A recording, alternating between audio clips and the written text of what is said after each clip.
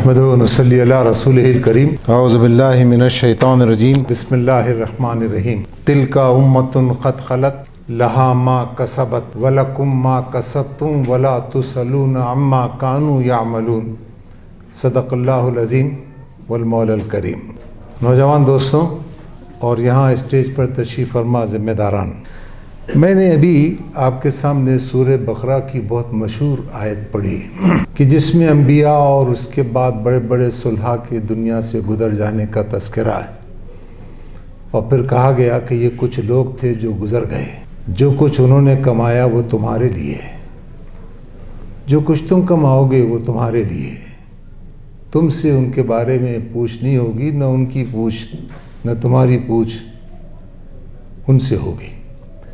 یہ زندگی بہت مختصر، بہت تھوڑی ہے، اور اس میں ایک بہت الٹیمیٹ ڈیسیجن ہم کو یہ لینا ہے کہ ہم ایک بہت بامقصد زندگی گزارنے کا تہیہ کر لیں، اور اس کے بعد پوری طرح فوکس ہو جائے۔ ان کو اٹھائیے، آپ اٹھیے، سوئیے مت، ورنہ باہر تشریف لے جائیے۔ تو میں آپ سے کہہ رہا تھا کہ قرآنی نسل کی تیاری، قرآن سے تعلق، ٹھیک، یہ ایسے موضوعات نہیں ہیں جس پر آپ جیسے لوگ جو ویل اسٹڈیڈ ہیں وہ بالکل ہی ناواقف ہیں۔ ہم سب اس سے بڑی حد تک واقف ہیں۔ تو اس میں اس کا جو عملی پہلو ہے وہ یہ ہے کہ قرآن سے ہمارا تعلق بہت گہرا ہو۔ یہ جملہ بھی بہت گھسا پٹا ہے، قرآن سے ہمارا تعلق بہت گہرا ہو، صحیح معنوں میں بہت گہرا ہو۔ حسن البنا رحمۃ اللہ علیہ اخوان سے بہت مشہور ان کی جو نصیحتیں ہیں اس میں سے ایک یہ ہے کہ اخوان سے انہوں نے کہا کہ روزانہ ایک پارہ قرآن مجید کا پڑھا کرو۔ ظاہر وہ اہل زبان ہے، ان کی مادری زبان ہی عربی ہے، وہ اس کی تمام نزاکتوں سے واقف۔ ہماری مادری زبان عربی نہیں، تو ہم کو قرآن مجید سے ہمارا تعلق بہت مضبوط ہونا چاہیے، ایسا کیجول نہیں ہونا چاہیے۔ کبھی موڈ آئے تو پڑھ لیے، پڑھنے کے بعد اس کے حواشی نہیں دیکھ رہے ہیں، اس کے الفاظ کی تحقیق نہیں کر رہے ہیں، یا آج جو آپ کو غیر معمولی قسم کی مراعات آپ کو حاصل ہیں، فیسلٹیز آپ کو حاصل ہیں، آپ اس سے بھرپور فائدہ نہیں اٹھا رہے ہیں، تو یہ قرآن مجید سے گہرے تعلق کی تعریف میں یہ بات نہیں آئے گی۔ میں مثال دیتا ہوں آپ کو۔ میں بھی کچھ دنوں پہلے پڑھ رہا تھا کہ سلطان صلاح الدین ایوبی نے جب اپنی آنکھیں بند کیں، جب انتقال ہوا ان کا، تو ان کے پاس کچھ بھی نہیں تھا، انہوں نے ورثے میں کوئی چیز نہیں چھوڑی انہوں نے، اور جبکہ سلطان کا عالم یہ تھا کہ وہ شام سے لے کر صحرائے نوبہ تک ان کی حکومت پھیلی ہوئی تھی۔ تو میں نے کہا بھئی صحرائے نوبہ کیا ہے، یہ کہاں ہے؟ یہ جو سوال ہے یہ ہم کو اس کا جواب دیکھنا آج سے کچھ دنوں پہلے بہت مشکل تھا، لیکن آج بہت آسان ہے۔ گوگل پہ گیا میں، سورہ جو صحرائے نوبہ دیکھا، اس کا پورا نقشہ سامنے آ گیا کہ جہاں مصر کے جنوب میں اور سوڈان کے شمال مشرق میں بارڈر پر صحرائے نوبہ ہے، تو وہاں تک سلطان کی حکومت پھیلی ہوئی تھی۔ میں اس لیے آپ سے بات عرض کر رہا ہوں کہ قرآن سے تعلق کی مضبوطی میں یہ شامل ہے کہ ہم قرآن مجید کو باقاعدہ بہت اہتمام سے پڑھیں، بالکل نہ بڑھیں آگے جب تک کہ چیزیں کلیئر نہ ہو جائیں۔ اور بالخصوص جو مولانا مودودی رحمۃ اللہ علیہ کی جو مختصر حواشی کے ساتھ جو قرآن مجید ہے، اس کا تو مستقل ہم کو مطالعہ کرتے رہنا چاہیے۔ ہم کو یہ دیکھنا ہے کہ ہم قرآن مجید کے جو تقاضے ہیں ان کو پریزنٹ ڈے ریلیونس کے ساتھ ان کا مطالعہ کریں کہ صاحب آج کے جدید دور کے تقاضے کیا ہیں۔ آج کا جدید دور ہم سے کیا تقاضے کر رہا ہے، اور ہم ایک امت مسلمہ کی حیثیت سے ہمارا رسپانس کتنا اہم ہے یا نہیں ہے۔ اگر رسپانس دے رہے ہیں تو کتنا ریلیونٹ ہے، اور ہم اس کے لیے کیا کر رہے ہیں، یہ ایویلویشن بہت ضروری ہے۔ اگر آپ یہ نہ کریں، اس سے آنکھیں بند کر لیں، تو آپ دیکھیے کہ امت مسلمہ کی کیسی حالت زار ہے اس وقت۔ غزہ میں 1 لاکھ سے اوپر فلسطینی شہید ہو چکے ہیں، جام شہادت وہ نوش کر چکے ہیں، اور ان کے اطراف کی جتنی مسلم دنیا ہے وہ انگشت بدنداں خاموش بیٹھی ہیں۔ انگشت بدنداں ہی نہیں، انہوں نے اپنے دانتوں میں انگلیاں داب لی ہیں، حیرت سے ٹکر ٹکر چاروں طرف دیکھ رہے ہیں، کچھ نہیں کر سکتے ہیں، پانی کی ایک بوتل تک نہیں پہنچا سکتے ہیں۔ ان سارے ممالک میں قرآن مجید کے بڑے تذکرے ہیں، یہاں بڑے تراجم اور بڑی تفاسیر اور بڑے بڑے علماء حضرات گھنٹوں تقریریں کرتے ہیں۔ کیوں نہیں کر سکے آپ یہ، جب آپ کے پاس اللہ کی اتنی بڑی کتاب، اتنا غیر معمولی سسٹم آف لائف آپ کو دیا گیا ہے، اس کے بعد یہ مجبوری کیوں ہے، یہ لاچاری کیوں ہے؟ کیوں آپ کے ہاتھوں میں کشکول ہے بھیک کا، اور آپ ایک ایک سے کہہ رہے ہیں ہماری مدد کرو؟ فرانس کا جو پریزیڈنٹ ہے، اس کے اگر ملٹری ڈاگس 3-4 مر جاتے ہیں تو وہ کتوں کی لاشوں کو لے جانے کے لیے سرکوزی خود یہاں آتا ہے مقام پر، اور اپنے طیارے میں ڈال کے لے جاتا ہے۔ یہاں لاکھوں لوگ شہید ہو گئے اور ہم کچھ نہیں کر سکے، جھوم جھوم کر قرآن شریف پڑھ رہے ہیں، اس کی خوب نکات پر بحث کر رہے ہیں۔ تو میں آپ سے یہ کہہ رہا ہوں کہ جو ریلیونس ہے، آج کے جو تقاضے ہیں، اس میں آپ کا رسپانس کتنا ریلیونٹ ہے، اس کا ایویلویشن بہت ضروری ہے۔ اگر آپ یہ نہیں کریں گے تو ایسے ہی گزر جائیں گے ہم، جیسے ہم سے پہلے بہت سے لوگ گزرے۔ اگر آپ پچھلے 800 سالوں کا جائزہ لیں، اگر آپ اسلامی دنیا کا، مسلم ورلڈ کا، تو دل بہت بھاری ہو جاتا ہے، بہت فرسٹریشن کا غلبہ ہو جاتا ہے۔ کتنے مجبور ہیں آپ، لاکھوں۔ میں نے افغانستان کے ایک نوجوان سے پوچھا کہ حکیم ثنائی کا مزار کیسا ہے؟ بہت دیر تک خاموش رہا۔ مجھ کو ایسا لگا جیسے وہ اپنے آنسوؤں پر کنٹرول کر رہے ہیں۔ انہوں نے کہا کہ حکیم ثنائی کا مزار وہ کھنڈر ہے، وہ افغانستان کی ایک روڈ بھی ایسی نہیں ہے جو ثابت ہو، ایک دیوار بھی ایسی نہیں ہے جس میں کریکس نہ گئے ہو۔ وہاں قرآن شریف کے دور پہ دور ہو رہے ہیں، پوری امت مسلمہ قرآن پڑھ رہی ہے، تو کیوں ہے یہ گیپ؟ اس پر غور کرنا ہے، اور آپ جیسے نوجوانوں کو تو اس پر بہت زیادہ غور کرنا چاہیے۔ بہت چیلنجنگ، اس کے تقاضے بہت چیلنجنگ ہیں، اور پھر ان کے تقاضوں کو سمجھ کر ان پر روبہ عمل ہونا ہے، ان پر روبہ عمل ہونا ہے۔ آپ کو اپنی پچھلی تاریخ کو دہرانا ہے۔ میں سوچ کر آیا تھا کہ میں کچھ ایسی چیزیں آپ سے عرض کروں گا جو ظاہر ہے کہ میں ایک عام نوجوان سے تو نہیں کہہ سکتا ہوں، لیکن آپ سے کہہ سکتا ہوں۔ یہ لگژری حاصل ہے مجھے کہ آپ جیسے بہت پڑھے لکھے نوجوانوں سے میں کچھ باتیں آپ سے عرض کروں۔ تو میں آپ کو ایک چیز کچھ سنانا چاہتا ہوں، آپ ذرا اس کو غور سے سنیے کہ آپ کیا کر سکتے ہیں۔ اور ایسا نہیں ہے کہ ابھی آپ سے تقاضا ہے، بلکہ ایک زمانہ تھا کہ ہر چیز آپ پر ڈیپینڈنٹ تھی۔ ایک زمانہ تھا آپ سب سے زیادہ پاورفل وائس تھے پوری دنیا کی، لوگ آپ کی طرف دیکھتے تھے۔ یہ آپ کی ایک تاریخ ہے۔ ہم اپنی اس تاریخ سے بڑی حد تک ناواقف ہیں، بڑی حد تک ناواقف ہیں۔ آپ یہ سنیں گے تو آپ خود میری بات سے کنونس ہو جائیں گے کہ واقعی ہم ناواقف ہیں۔ میں آپ کو یہ جو چیز سنا رہا ہوں، یہ بہت اہم کتاب ہے ایک، یہ ضرور آپ اس کو خریدیے اور پڑھیے۔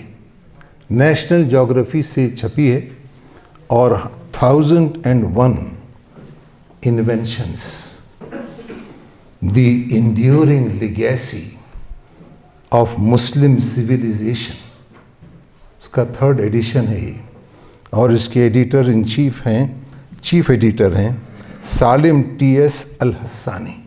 وہ کیا کہتے ہیں، بہت عمدہ بات لکھ دی ہے، اسے تڑپا کے رکھ دیا۔ انہوں نے کہا کہ جب یہ ٹوین ٹاور کا جو کچھ بھی ہوا، اس کے فوراً ہی 1-2 ہفتوں کے بعد ایک بہت اہم خاتون ہے، کارلی فیورینا، یہ ہیولٹ پیکرڈ کارپوریشن، جو بہت بڑی کمپیوٹر بنانے کی کسی زمانے میں فیکٹری تھی، اس کی یہ CEO تھی، چیف ایگزیکیوشن آفیسر تھی۔ وہ سپٹمبر 26, 2001 میں کہتی ہیں، غور سے سنیے، There was once a civilization that was the greatest in the world. It was able to create a continental super state that stretched from ocean to ocean and from northern climes to tropic and deserts. Within its dominion lived hundreds of millions of people of different creeds and ethnic origins. One of its languages became the universal language of the world. The bridge between the peoples of 100 lands, its armies were made up of people of many nationalities, and its military protection allowed a degree of peace and prosperity that had never been known. The reach of this civilization's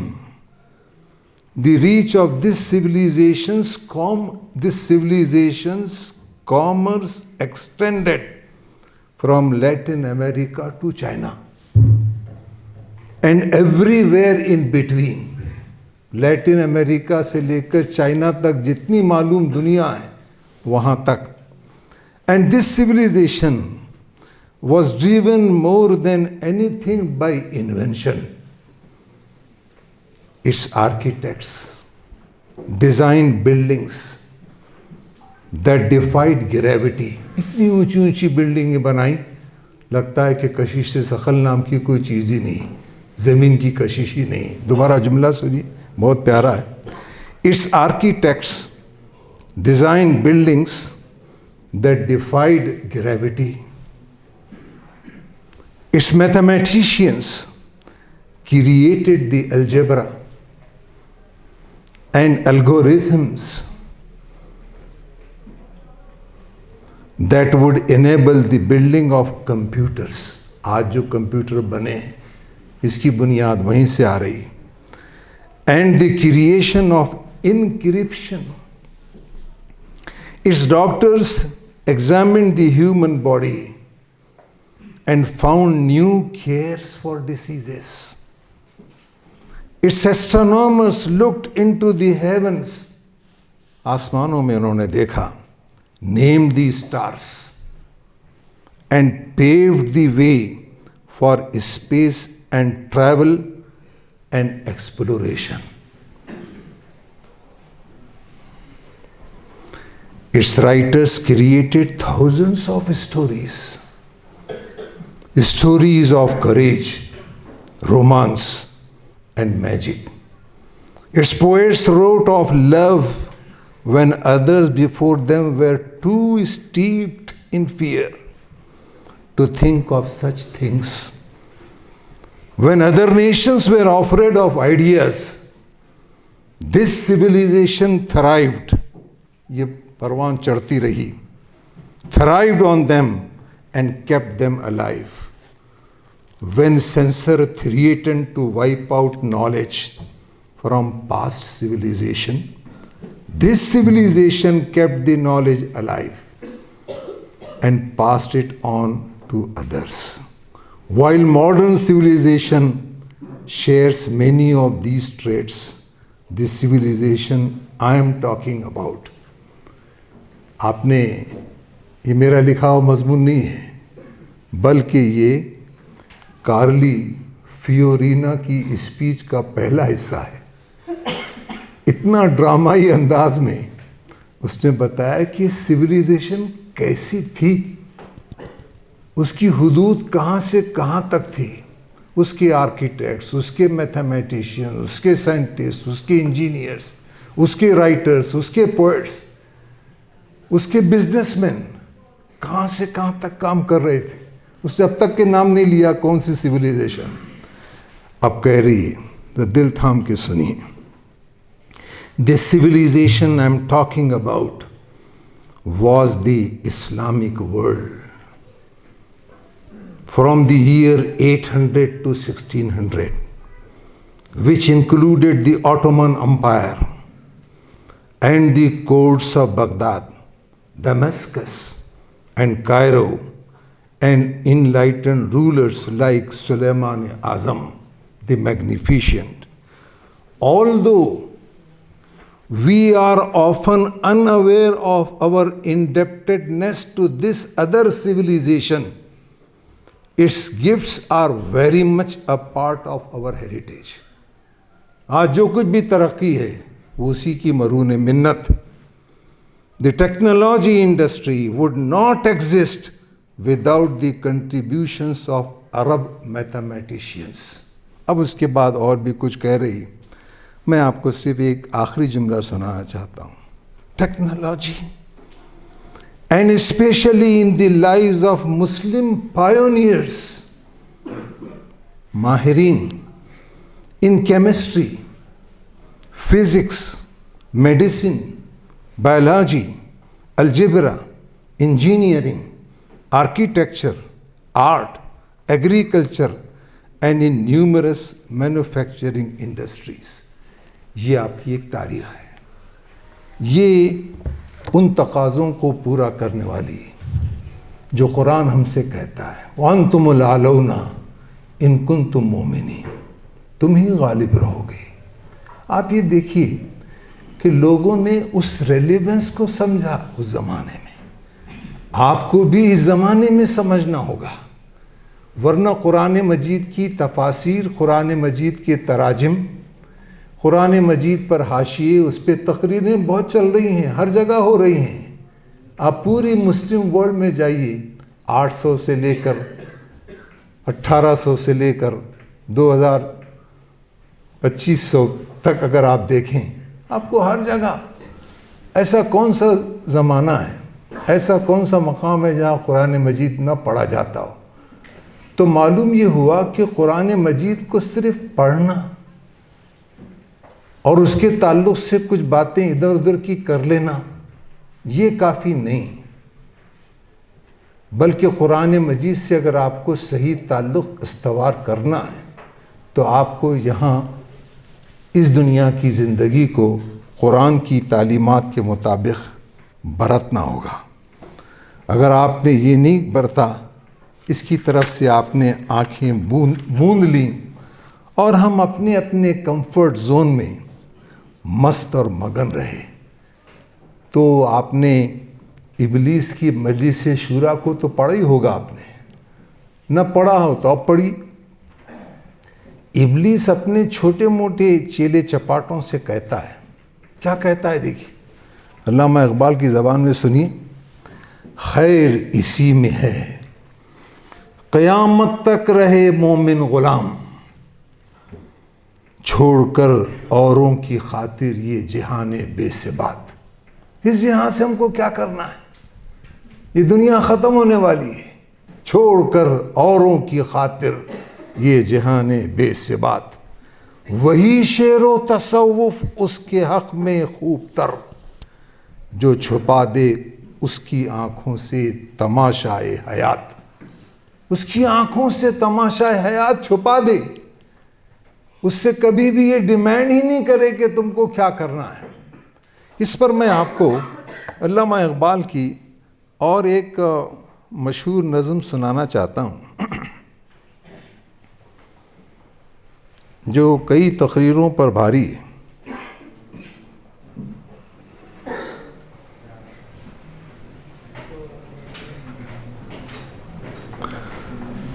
Lahore میں ترکی وفد ہلال احمر لاہور میں آیا اور وہ علامہ اقبال سے ملا. ظاہر 1936 کی بات ہوگی. 1938 میں علامہ کا انتقال ہوا. کہا مجاہد ترکی نے مجھ سے بعد نماز، مجاہد ترکی نے مجھ سے نماز کے بعد کہا، طویل سجدہ ہیں کیوں اس قدر تمہارے امام؟ اتنے لمبے لمبے سجدے کیوں کرتے ہیں تمہارے امام؟ طویل سجدہ ہیں کیوں اس قدر تمہارے امام؟ وہ سادہ مرد مجاہد، وہ مومن آزاد، خبر نہ تھی اسے کیا چیز ہے نماز غلام. غلام کی نماز ہے. ہزار کام ہیں مردان حر کو دنیا میں، انہی کے ذوق عمل سے ہیں امتوں کے نظام. جو زندہ ہیں انہی کے ذوق عمل سے امتوں کے نظام ہیں. بدن غلام کا سوز عمل سے ہے محروم، کہ ہے مرور اس کے روز و شب پہ حرام. اس کے روز و شب کٹتے ہی نہیں ہیں، بہت وقت ہے اس کے پاس. طویل سجدہ ہیں تو کیا تعجب ہے، ورائے سجدہ غریبوں کو اور ہے کیا کام؟ کوئی کام ہی. فجر کے بعد ظہر، ظہر کے بعد عصر، بیچ میں قیلولہ، پھر اس کے بعد مغرب، اس کے بعد عشاء، پھر سو جانا.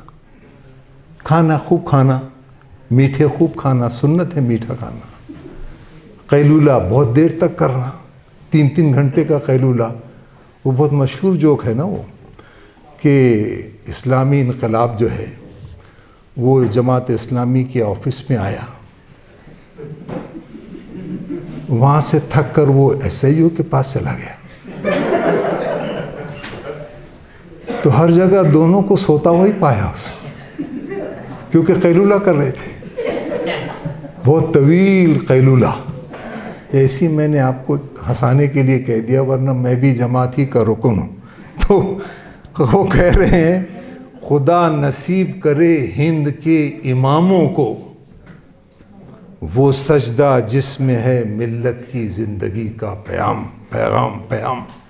میرے اچھے نوجوان دوستوں، یہ سب بڑے بڑے چیلنجز ہیں. اس کے لیے اپنے آپ کو تیار کرنا ہے. اب میں آپ سے ایک باتیں آپ سے اس سلسلے میں یہ کہنا چاہتا ہوں کہ ہم کو کیا کرنا ہے، کون سی چیزیں اس راہ میں ہمارے لیے رکاوٹ. زیادہ دور مت سوچئے، خود اپنی چھوٹی سی اپنی جو جسم ہے اس پر ہی اس کو نافذ کریں پہلے.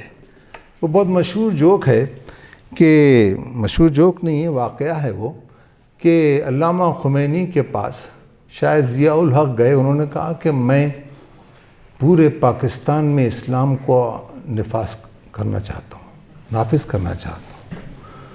علامہ خمینی نے کہا کہ کتنا بڑا ایریا ہے آپ کا؟ انہوں نے بتایا کہ اتنے اسکوائر کلومیٹر پہ پورا پاکستان پھیلا ہوا ہے. چلیے مشرقی پاکستانی سے ہی مغربی پاکستان، انہوں نے ایریا بتایا. علامہ خمینی نے کہا کہ آپ پہلے اپنے اس پر یہ جو 5.5-6 فٹ کی آپ کا ہائٹ کا جو جسم ہے، پہلے اس پر اسلام کو نافذ کر دیجیے پوری طرح سے، پھر آپ آگے بڑھ کر پاکستان میں اسلامی نظام کو نافذ کر سکتے ہیں۔ وہ بات کا مرحلہ ہے۔ تو میں اکثر سوچتا ہوں کہ ہم کو پہلے اپنے آپ کو بہت کرٹیکل، اور انگریزی زبان میں بہت اچھا لگتا مجھ کو وہ اصطلاح، روتھ لیس جائزہ لینا ہے، اپنا روتھ لیس جائزہ لینا ہے کہ میں اس میں کہاں کھڑا ہوں۔ تو میں اکثر سوچتا ہوں اور اس پہ اس نتیجے پر پہنچا ہوں کہ اگر آپ کو قرآنی امت بننا ہے، قرآن مجید کے تقاضوں کو پورا کرنے والی ایک نوجوان گروپ میں ایک نوجوان بننا ہے، تو آپ کو ایک سخت محنت کی عادت ڈالنی چاہیے۔ 16 سے 18 گھنٹے کام کرنے کی عادت ڈالنی چاہیے۔ جیک ما نے بہت پیاری بات کہی، علی بابا کا جو CEO ہے، اس نے کہا 8-8-8 8:8:8 ظاہر ہے آپ جمع کریں گے تو 24 ہو جائے گا۔ انہوں نے کہا 8 گھنٹے کی نیند، 8 گھنٹے آفس ورک، اور 8 گھنٹے آپ کا پرسنل ڈیولپمنٹ روزانہ آپ اس پر 8 گھنٹے لگائیں گے۔ آپ جس بھی فیلڈ میں ہو، میں کیمسٹری کا آدمی ہوں، میں دوائیں بناتا ہوں اور بہت اچھے ریئیکشنز لگاتا ہوں۔ وہ ریئیکشن جب میں سوچ لیتا ہوں تو مجھ پہ صبح کی نیند بہت بھاری ہو جاتی ہے، میں دوڑتا ہوں اپنی لیبارٹری میں پہنچ جاتا ہوں۔ 8 گھنٹے آپ کو پرسنل ڈیولپمنٹ پر لگانا ہے۔ یہ میں نہیں کہہ رہا ہوں، جیک ما کہہ رہا ہے۔ لوگ اتنا کام کر رہے ہیں، اتنا فوکسڈ ہیں اپنے اون ڈیولپمنٹ پر۔ تو ایک تو یہ، پھر اس کے بعد پابندی سے ورزش ہے۔ میں بہت روتا ہوں اس کی جماعت کے ہر اجتماع میں۔ آپ لوگ تو ایسا لگتا ہے کہ کچھ کرتے ہیں، ایسا لگتا مجھ کو آپ کے چہروں سے ہے۔ میں غلط تو نہیں ہوں نا اس میں؟ کوئی بول ہی نہیں رہے ہیں، آپ بولیے بالکل غلط ہیں۔ ورزش مسٹ ہے تاکہ آپ فزیکلی فٹ رہیں، آپ کا دماغ چاق و چوبند اور چست رہے۔ سعادت اللہ حسینی مجھ سے بہت چھوٹے ہیں، میرے جماعت۔ ایک دفعہ وہ تقریر کر رہے تھے، مسلم یوتھ کی جو آپ کی کانفرنس ہے اس میں تقریر کر رہے تھے۔ بہت پیاری تقریر کی انہوں نے۔ میں نے ان سے کہا میری بے تکلفی بھی ہے، ان سے بڑا ہوں تو اس کے بڑے غیر معمولی فائدے حاصل ہوتے ہیں، ہے نہیں؟ میں نے کہا یار سادہ صاحب، ارے کم از کم اتنا کہہ دیتے یار کہ 2-4 ڈن بیٹھک مارا کرو۔ یہ جو بچے یوتھ کے بیٹھے ہوئے ہیں، ان سے کہہ دیتے بھی روزانہ تم کم از کم 10 ڈن مارو، 20 بیٹھک مارو، تاکہ آپ فزیکلی فٹ رہیں۔ اس کا بڑا اہتمام باہر کا چھوڑ دیجیے، آپ انڈیا ہی میں دیکھیے لوگ کتنا اہتمام کر رہے ہیں۔ تیسری چیز جو مجھ کو بہت ہرٹ کرتی ہے وہ یہ ہے، ہم کھاتے بہت ہیں، اور قرآنی اگر آپ کو اپنے اندر وہ چیزیں پیدا کرنی ہے تو ذرا کھانے پر کنٹرول ضروری ہے۔ آپ اس کو لائٹ مت لیجیے۔ میں سمجھتا ہوں کہ امت مسلمہ کے زوال میں ڈائٹری ہیبٹس کا بڑا دخل ہے۔ ابھی میں CPHI کانفرنس میں دلی میں تھا، تو نوئیڈا میں وہ ہو رہی تھی۔ وہ کیا ایریا ہے جناب، بہت الٹیمیٹ ٹیکنیکل ایریا ہے۔ دن بھر کی وہاں کی حاضری کے بعد ہمارے جو ساتھی تھے تو مجھ کو گھسیٹ کر لے گئے، چلیے آپ ذاکر نگر میں، وہاں جاوید کی نہاری بہت مشہور ہے۔ میں نے کہا افسوس کی بات ہے کہ ہمارا ہی ہم نام ہے، وہ جاوید کی نہاری بہت مشہور ہے۔ خیر جناب مجھ کو گھسیٹتے وہاں لے گئے، وہ پیر پھرانے کو جگہ نہیں ہے، پیر پھرانے کو جگہ نہیں۔ اچانک کوئی نیچرل کیلیمٹی ٹوٹ پڑے تو وہاں نہ ایمبولینس جا سکتی ہے، نہ فائر بریگیڈ کی کوئی گاڑی جا سکتی ہے۔ یہ امت مسلمہ بستی ہے، یہاں سڑکوں پہ کھڑے کھا رہے ہیں، گاجر کا حلوہ کھا رہے ہیں، فلاں کھا رہے ہیں، گلاب جامن کھا رہے ہیں، ختم ہی نہیں ہو رہا ہے کھانے کا سلسلہ، ختم ہی نہیں ہو رہا ہے۔ جبکہ اللہ کے رسول صلی اللہ علیہ وسلم نے فرمایا، ایک صحابی سے انہوں نے بڑی صحت مند ڈکار لی حضور نبی کریم صلی اللہ علیہ وسلم کی موجودگی میں، تو آپ نے تاریخی جملہ ارشاد فرمایا، اپنی ڈکاریں ہم سے دور رکھو۔ جو بہت پیٹ بھر کر کھاتے ہیں، کل قیامت کے دن بہت دیر تک ان کو بھوکا رہنا پڑے گا اور حساب دینا پڑے گا۔ کیا غیر معمولی حدیث ہے دیکھیے، جس کا بہت کم تذکرہ ہوتا ہے۔ آپ سچ بتائیے کہ اتنی دفعہ دروس حدیث ہوتے ہیں اپنے پاس، کبھی آپ نے اس حدیث پہ درس سنا کہ اللہ کے رسول صلی اللہ علیہ وسلم نے فرمایا، سب سے برا برتن جو ابن آدم نے بھرا وہ اس کا پیٹ ہے۔ حدیث کی ذرا جامعیت اور فصاحت ملاحظہ فرمائیے، سب سے برا برتن ابن آدم نے جو بھرا وہ اس کا پیٹ ہے۔ انسان کو اپنی کمر سیدھی رکھنے کے لیے چند چھوٹے لقمے کافی ہیں، اور طبیعت بالکل ہی مچل گئی ہو کہ نہیں میں بہت دیر تک کھاؤں گا، تو حدیث کہتی ہے کہ پھر 1/3 کھاؤ، اور 1/3 جگہ پانی کے لیے رکھو، اور 1/3 جگہ سانس کے لیے رکھو، تاکہ تم ایکٹیو اور متحرک زندگی گزار سکو۔ میں ایک تربیتی اجتماع میں جماعت اسلامی کے میں یہ تقریر کر رہا تھا، اس میں یہی بہت چبا چبا کے جیسا بھی بول رہا ہوں اس سے بول رہا تھا، تو ایک صاحب نے کہا رکن جماعت نے بہت دور کی لاتے ہیں کوڑی رکن جماعت، انہوں نے کہا کہ اگر ایسا کم کھائیں گے تو امت کمزور ہو جائے گی، فزیکلی بہت کمزور ہو جائے گی۔ تو میں نے کہا پھر کیا کرنا چاہیے؟ انہوں نے کہا خوب کھانا چاہیے تاکہ صحت مند رہیں۔ یہ کیا بات کہ آپ اتنا کم کھائیں؟ تو میں نے کہا کیا آپ سمجھتے ہیں کہ اللہ کے رسول صلی اللہ علیہ وسلم کا کوئی فرمان ہم کو کمزور کر سکتا ہے؟ نہیں کر سکتا کمزور۔ تو میں سمجھ رہا تھا، میں سمجھتا ہوں کہ سب سے بڑی پریشانی یہی بہت بڑی ہماری راہ کی رکاوٹ ہے۔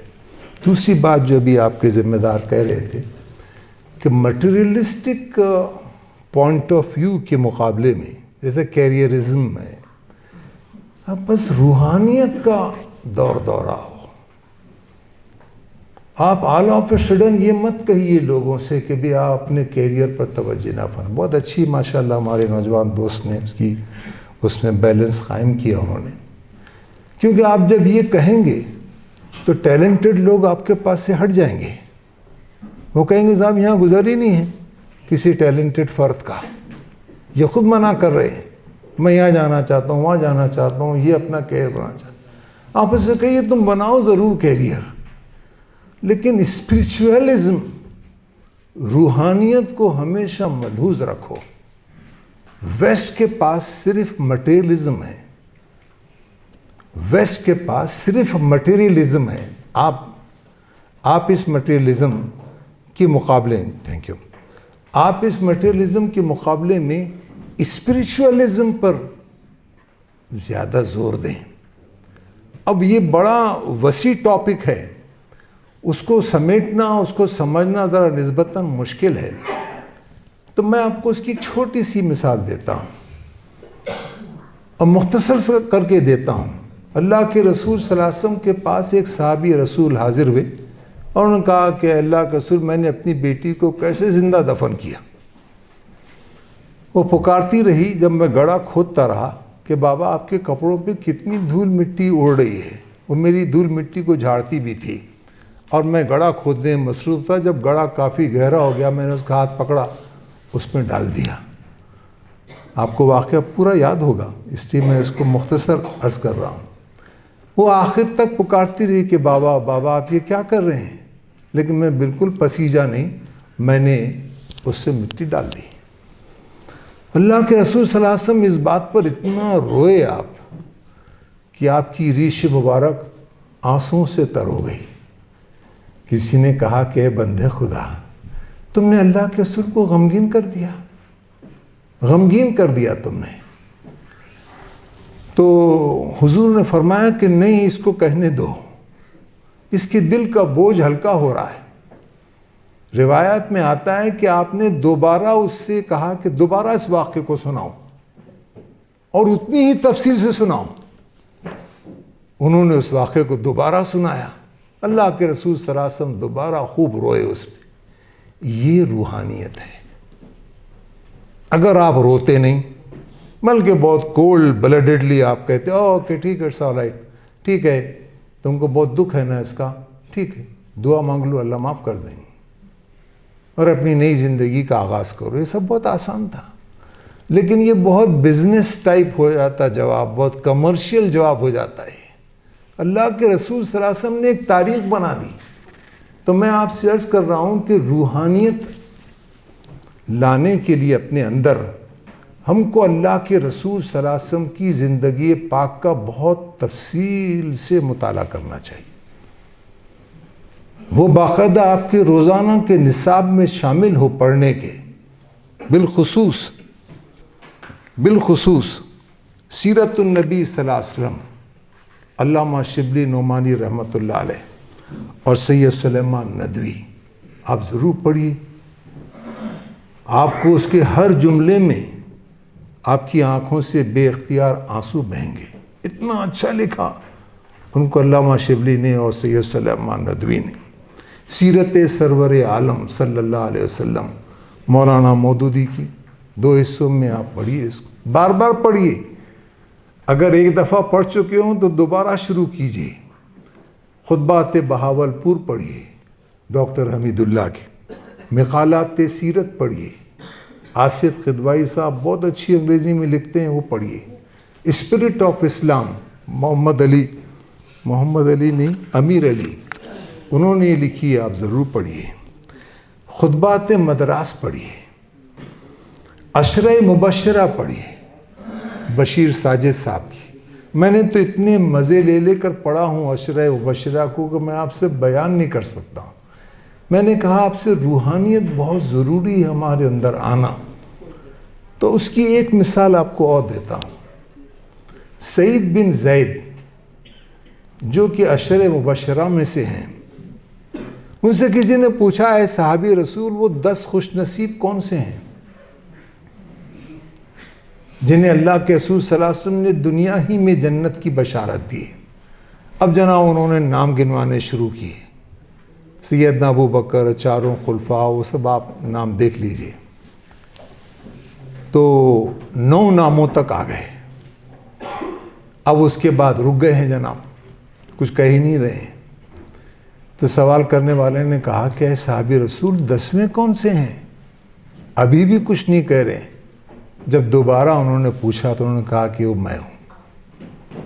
کیسی روحانیت کا کیا غیر معمولی مکس تھا یہ چیز اگر ہمارے اندر آئے تو ہمارے پاس یہ ایک مینجمنٹ کی اصطلاح میں کہتے ہیں اس کو کمپیٹیٹیو ایڈوانٹیج ہے۔ کمپیٹیٹیو ایڈوانٹیج ہے جو اوروں کے پاس نہیں ہے، آپ کے پاس رہے گی۔ آپ نے اپنی سناپسس میں مجھ سے کہا تھا کہ کچھ آپ ایسی کچھ ایگزامپلز بتائیے کہ جس سے سورس آف انسپریشن ملے۔ انکنڈیشنل سرنڈر اسلامی تعلیمات کے لیے، انکنڈیشنل سرنڈر بہت اچھا لگتا مجھ کو ہی۔ انکنڈیشنل سرنڈر، اس میں کوئی قیل و قال نہیں، اس میں کوئی ہیزیٹیشن نہیں، یہ کروں نہ کروں، کروں نہ کروں، یہ نہیں۔ انکنڈیشنل سرنڈر ہے اسلامی تعلیمات کے آگے، احکامات کے آگے۔ تو اللہ کے رسول صلی اللہ علیہ وسلم گزر رہے تھے تو آپ کے پیر سے کسی کا جسم ٹکرایا۔ تو بتاتے ہیں حذیفہ بن یمان، عبد الرحمن رافت پاشا نے خوب ہی لکھا اس کو، خوب آپ پڑھیے اسے ضرور۔ تو وہ کہتے ہیں کہ میں اپنی بیوی کی چادر اوڑھے ہوئے زمین پہ بیٹھا ہوا تھا، بیوی کی چادر اوڑھے ہوئے چھوٹی سی، میں زمین پہ بیٹھا ہوا تھا اور اپنے سر کو اپنے گھٹنوں میں لیے بیٹھا تھا، سخت سردی پڑ رہی تھی کہ اتنے میں اللہ کے رسول صلی اللہ علیہ وسلم آپ کے پائے مبارک ان سے ٹکرائے۔ آپ نے پوچھا کون؟ انہوں نے عرض کیا کہ حذیفہ بن یمان۔ اللہ کے رسول صلی اللہ علیہ وسلم نے دوبارہ پوچھا کون؟ تو انہوں نے کوئی تڑخ کر جواب نہیں دیا اور نہ جھلاہٹ میں کہا، انہوں نے کہا اس سے زیادہ سافٹ پہلے سے، انہوں نے کہا کہ میرے ماں باپ آپ پر قربان، اے اللہ کے رسول میں حذیفہ بن یمان ہوں۔ تو آپ نے فرمایا کہ حذیفہ اٹھو اور دشمن کے لشکر میں جاؤ اور وہاں جا کر دیکھ کر آؤ کہ ان کے عزائم کیا ہیں۔ اب بات کا آپ معلوم ہی ہوگا، آپ پڑھ لیجئے اسے۔ یہ کوئی پکنک پہ جانا نہیں تھا، یہ کوئی ٹھنڈے ٹھنڈے کسی اجتماع میں حاضری کا ریکوائرمنٹ نہیں تھا، یہ بلکہ دشمن کیمپ میں جانا تھا۔ وہاں اگر آئیڈینٹی ثابت ہو جاتی تو پھر واپس آنے کا سوال ہی پیدا نہیں ہوتا تھا ادھر۔ تو وہ گئے وہاں، میں آپ سے عرض کر رہا ہوں، وہ گئے، واپس آئے، آ کر انہوں نے جس انداز میں اللہ کے رسول صلی اللہ علیہ وسلم کو رپورٹ دی، وہ خود اپنے اندر ایک بڑی تاریخ رکھتی ہے۔ جب وہ واپس آئے تو اللہ کے رسول صلی اللہ علیہ وسلم نماز کے بعد تشریف فرما تھے، حضور نے ان کو دیکھ لیا اور ان کو اپنی چادر میں لے لیا۔ اب چادر میں اندر ہیں اور رپورٹ پیش کر رہے ہیں حضور سے کہ ان کے حوصلے ٹوٹ چکے ہیں، وہ جانے کے اس میں ہیں وغیرہ وغیرہ۔ کیسی عجیب تاریخ ہے، دیکھیے اس تاریخ سے ہماری واقفیت بہت ضروری ہے، بالخصوص رسول اللہ صلی اللہ علیہ وسلم کی زندگی مبارک۔ کنٹینیوس ٹچ میں رہیے اور اللہ اور اس کے رسول صلی اللہ علیہ وسلم سے عشق و محبت کے لیے اللہ ہی سے دعا مانگیے۔ انشاءاللہ العزیز جب ہم اس طرح سے ایک زندگی گزارنے کا عزم کریں گے تو ہم کوالیفائی ہو جائیں گے اس بات پر کہ ہم ایک قرآنی امت کا حصہ بن جائیں گے انشاءاللہ۔ مجھے بڑی خوشی ہوئی آپ لوگوں سے ملاقات کر کے اور آپ حضرات کو دیکھ کر۔ اللہ تعالیٰ آپ کے لیے خوب آسانیاں پیدا فرمائے اور ہم سے دین کی زیادہ سے زیادہ خدمت لے۔ وآخر دعوانا ان الحمدللہ رب العالمین۔